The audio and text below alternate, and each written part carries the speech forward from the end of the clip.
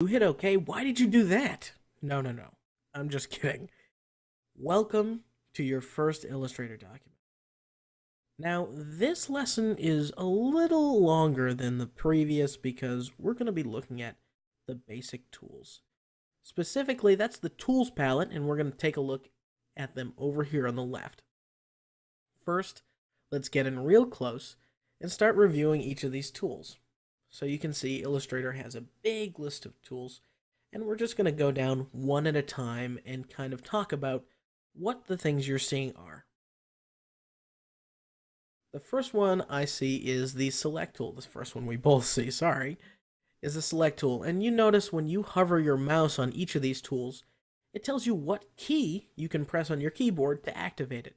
Once you get really good at Illustrator, you'll probably just start tapping these keys on your keyboard because you're like, oh, I know, select tool is V, or the pen tool, for example, is P, right? Easy to remember.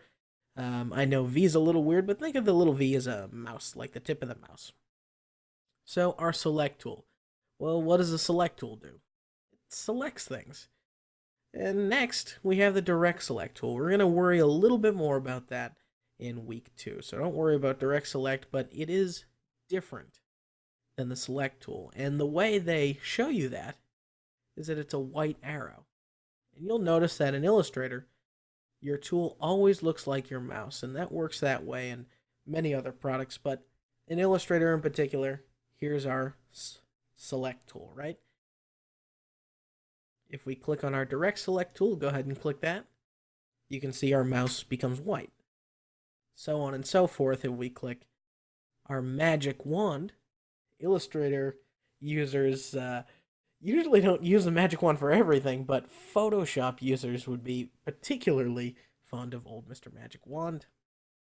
You can see it looks exactly like the icon here. This is the lasso. Not something I use every day, but I'm sure some people find use. The pen tool is next. The pen tool helps create any shape you want, and it does a lot more than that. But we're going to talk about the pen tool later. Next is the type tool for adding in words or typography to your designs. The line segment tool. Now, I suppose that this is a line segment tool because really you can make a line with the pen tool, or you can make a line with really anything. But the line tool is for straight lines in particular. Our rectangle tool.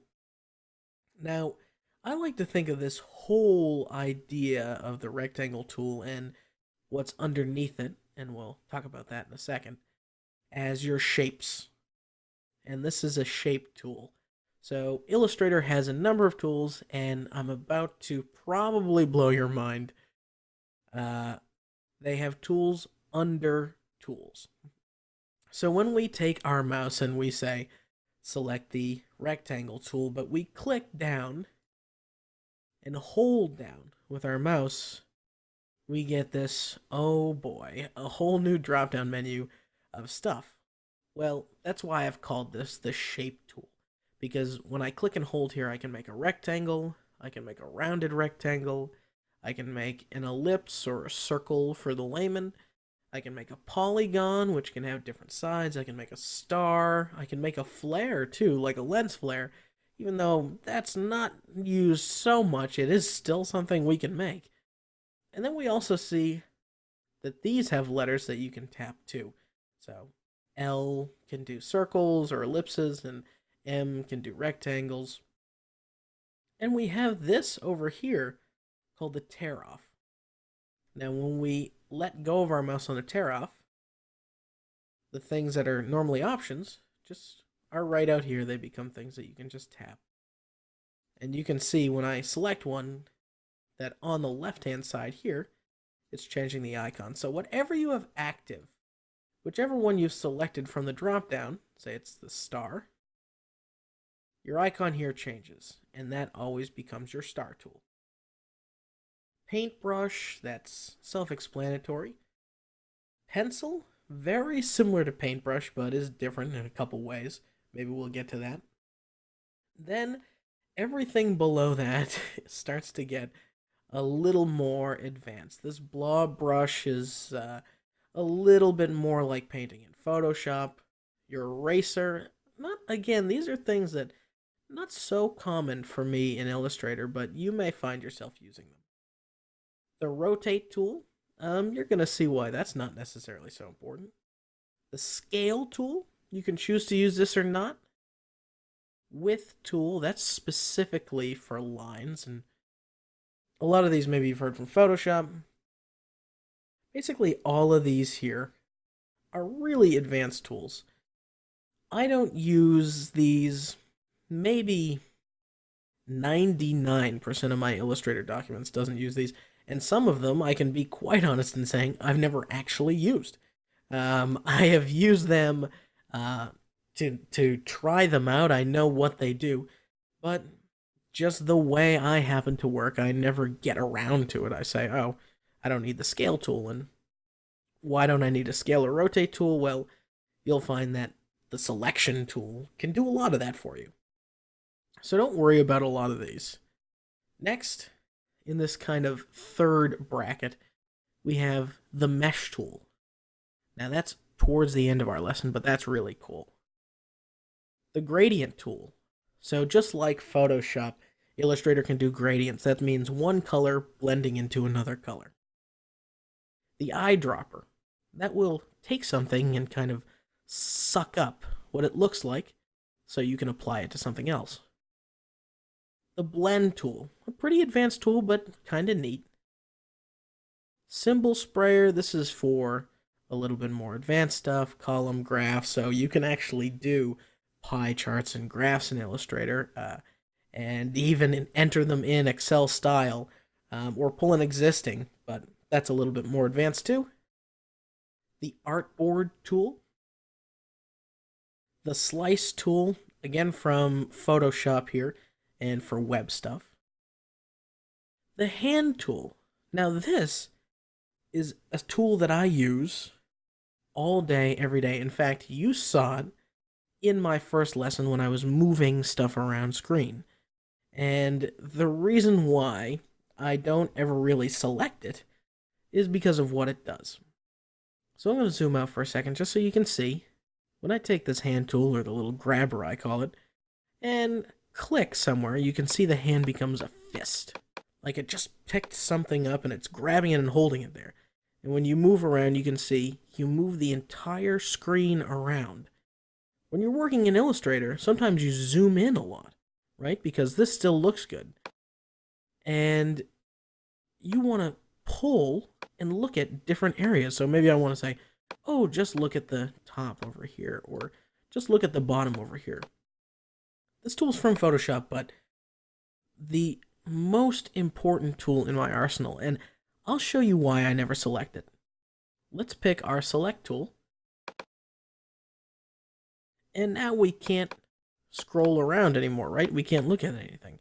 In fact, when you click and drag, really nothing happens. It just makes a box. Well, if you tap and hold down spacebar with your thumb, you can see it becomes the hand tool. So here we are. We can click and drag, and when we let go of space, the hand tool goes away. So anytime you see me navigating around, I'm holding down the spacebar, and I'm clicking and dragging.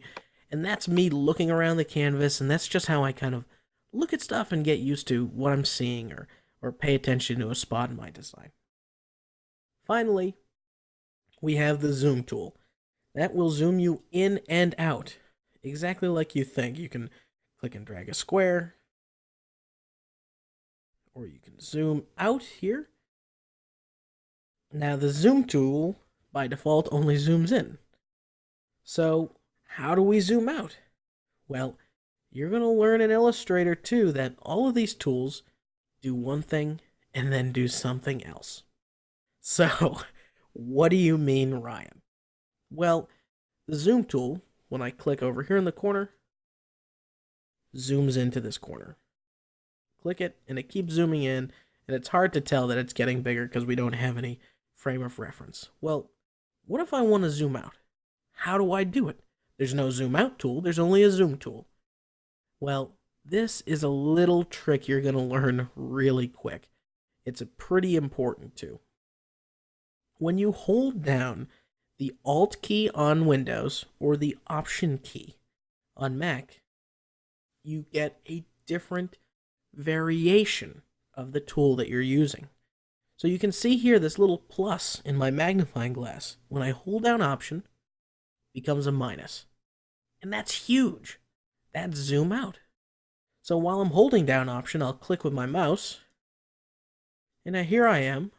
I'm zooming out, and I'm zooming way out, and the square keeps getting smaller and smaller. So there's zoom out. And you can even see, look at this. This is the entire Illustrator document. You can make something of almost unlimited size. You don't have to work inside the bounds that you set up. Clicking does one thing. Option or Alt clicking does something else. That is a very important concept to learn, and one that is going to carry you through all of your Illustrator creations. Because guess what? When I use the circle tool and I click, or if I use it and I Option click, it does two different things.